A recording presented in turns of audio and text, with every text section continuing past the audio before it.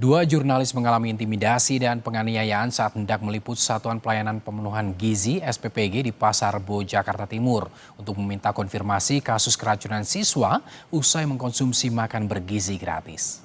Ya, kita dianiaya nih. Saya dianiaya. Saya juga udah mau pergi. Iya, saya nanya baik-baik dari tadi. Kalau emang bukan di sini kan kita bisa. Abang mau. Ini kan SPPG Pak, bukan rumah orang Pak. Dua jurnalis bernama Munir dari media Warta Kota dan Kiki dari MNC TV mengalami intimidasi dan penganiayaan oleh seorang petugas keamanan SPPG tersebut.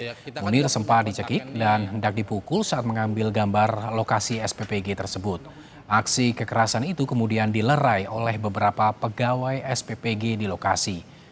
Kedua jurnalis telah melaporkan kasus penganiayaan dan intimidasi yang mereka alami ke Mapolsek Pasar Rebo. Mereka juga telah menjalani visum di Rumah Sakit Polri. Sementara itu pelaku penganiayaan berinisial S kini telah dipanggil ke Mapolsek Pasar Rebo untuk dimintai keterangan. Ini kan SPPG Pak, bukan rumah orang Pak. Jatuhnya udah. Pas saya turun dari motor, saya bertanya ingin bertemu dengan kepala SPPG-nya, tapi kepala SPPG-nya itu lagi nggak ada, lagi keluar.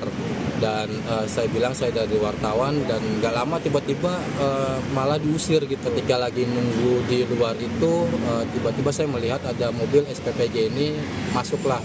Pas saya ngambil gambar, si bapak ini keluar dari gerbang itu tiba-tiba udah teriak-teriak, nanya ngapain ngambil gambar. Saudara, siapa sangka